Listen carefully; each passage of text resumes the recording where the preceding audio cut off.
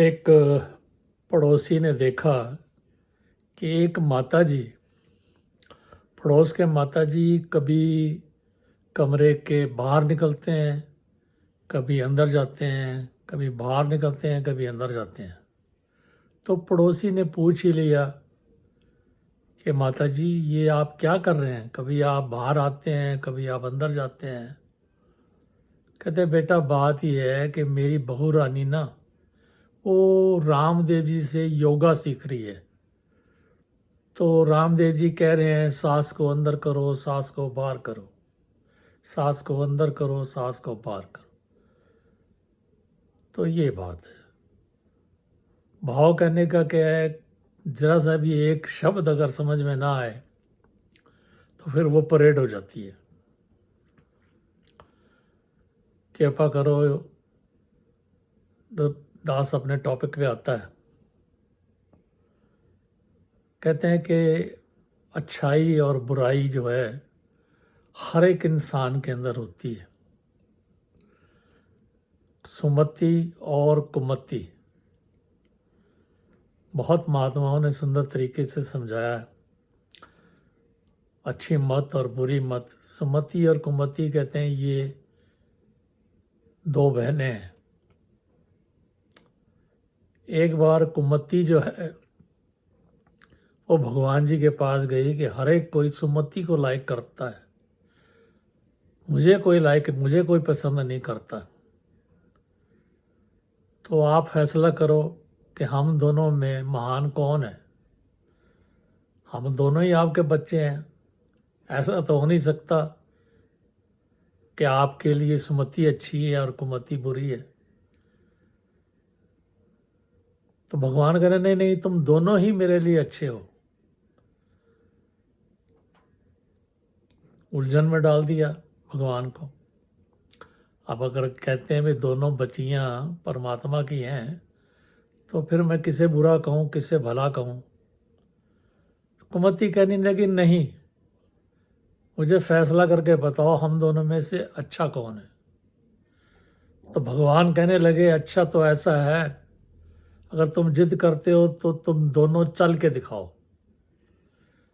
तो सुमति आगे गई, वापस आई कुछ कदम चल के। ऐसे ही कुमति की बारी आई, वो भी आगे गई और वापस आई। तो भगवान कहने लगे सुमति तुम आते हुए अच्छी लगती हो, और कुमति को कहने लगे तुम जाते हुए अच्छी लगती हो। यानी अगर कोई बुरी सोच, बुरी भावना हमारे अंदर से अगर दूर होती है तो वो एक सदगुरु की, परमात्मा की कृपा होती है। और जितनी जितनी अच्छाइयाँ हमारे नज़दीक आती हैं उतना उतना हमारा जो जीवन है वो सुंदर आनंदमयी बनता चला जाता है। तो रात है तो दिन की भी कदर है, और अक्सर अच्छाई बुराई सब जगह होती है। लंका में भी अगर रावण था तो विभीषण भी था। तो महात्माओं ने इसके साथ एक और बात जोड़ते हुए बहुत सुंदर ढंग से समझाया कि कहने लगे कि एक मरीज डॉक्टर के पास गया और डॉक्टर साहब कहने लगे तुम्हें तो डायबिटीज़ है। कहने जी डॉक्टर साहब डायबिटीज़ है, तो ये मेरी डायबिटीज़ दूर हो जाएगी, आप कर दोगे। तो कहने लगे कि ये डायबिटीज़ 80-90% जो लोगों को अगर आ जाती है तो जाती नहीं। लेकिन हाँ, अगर आप दवाई और परहेज साथ साथ करोगे तो ये कंट्रोल में रहेगी। तो महात्माओं ने बहुत सुंदर तरीके से इस बात को गुरुमत की तरफ जोड़ा। कहने लगे कि ऐसे ही जब समय सत्संग मिल जाता है, जब सत्संग रूपी दवाई हमें मिल जाती है, हमारे भी मनों में ये काम, क्रोध, लोभ, मोह, अहंकार जो है, ये दुश्मन हमें, ये बीमारी हमें लगी हुई है, ये हमारे अंदर से जाती नहीं है। चाहे जितने से बड़ा संत महात्मा ही क्यों ना हो, ये बुराई जाती नहीं है। ये कहीं ना कहीं हमें परीक्षा में डाल देती है और हमें घेर लेती है। चाहे वो रावण कितना बड़ा विद्वान था, लेकिन बुराई आने में कोई देर नहीं लगी। तो ऐसे ही महात्मा कहते हैं कि जब हम सत्संग करते हैं तो वो जो बुराइयां हैं वो भी कंट्रोल में रहती हैं। भाव कहने का है जैसे वो डायबिटीज़ को परहेज और दवाई कंट्रोल करती है, ऐसे ही हमें जो सत्संग होता है वो हमें इन बुराइयों से बचा के रखता है, कंट्रोल में रखता है। जब दास इंडिया में था तो एक महात्मा ने बहुत सुंदर उदाहरण दिया था, कहने के लिए कि एक महात्मा एक गुरसिक कोई सत्संग करके आ रहा था, तो उसको रास्ते में एक वॉलेट मिला, पर्स मिला, तो वो जाके पुलिस थाने में जमा कराने चला गया। उसने जमा कराया, मुझे सड़क से ये पर्स मिला है कि जिस किसी का है, उसमें काफ़ी रकम थी। तो वो जिसका पर्स गुमा था वो भी पहुंच गया। वो कहने लगा कि मेरा वॉलेट जो है वो गुम हो गया है। तो कहने लगे कि निशानी बताओ। तो उसने निशानी बताई और अपना वॉलेट उसको उसने दे दिया पुलिस वाले ने। तो वो कहने लगा कि ये आपको कौन दे गया है? कहते वो इंसान जा रहा है, वो मेरे को ये वॉलेट दे गया। तो वो जो इंसान था जिसका वॉलेट था वो उसके पीछे पीछे गया, तो उसने वॉलेट में से 200 रुपये निकाले, कहने लगा ये भैया आपका इनाम है, आपने मेरा वॉलेट वापस किया, बहुत सारे पैसे थे इसमें। तो उस महात्मा ने मना कर दिया, कहते नहीं रखने होते तो मैं आपके सारे पैसे रख लेता, मुझे 200 नहीं चाहिए। तो वो इंसान कहने लगा फिर ऐसा है, मेरी एक इच्छा पूरी आप कर दो।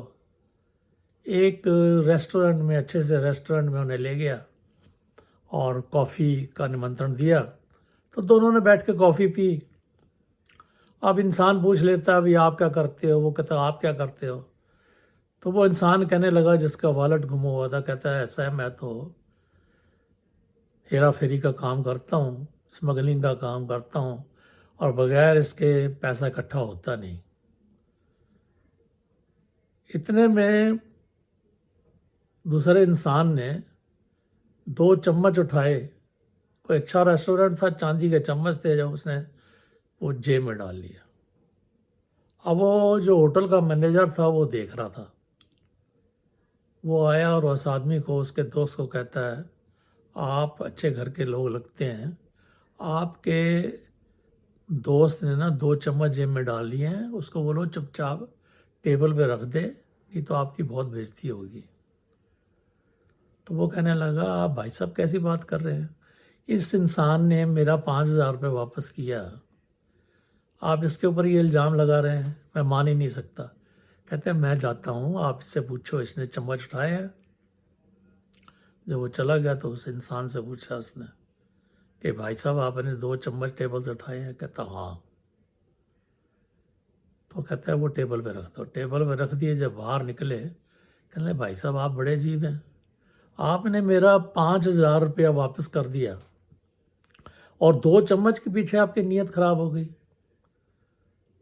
तो वो इंसान कहने लगा, वो महात्मा कहने लगा मैं सत्संग करके आ रहा था, मैंने आपका 5,000 रुपये वापस कर दिया, लेकिन आप जैसे गलत इंसान की, भेड़े इंसान की मैंने 15 मिनट संगत की है, आपने मेरा दिमाग ख़राब कर दिया कि बगैर बेईमानी के, बगैर हेरा फेरी के पैसा इकट्ठा नहीं होता। भाव कहने का क्या है?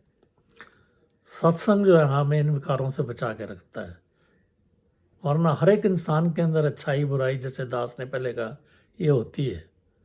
लेकिन अगर सतगुरु की कृपा बनी रहे, हमें संतों महात्माओं का संग मिलता रहे, सत्संग हम जाते रहें, फिर इन बुराइयों से हम बच जाते हैं।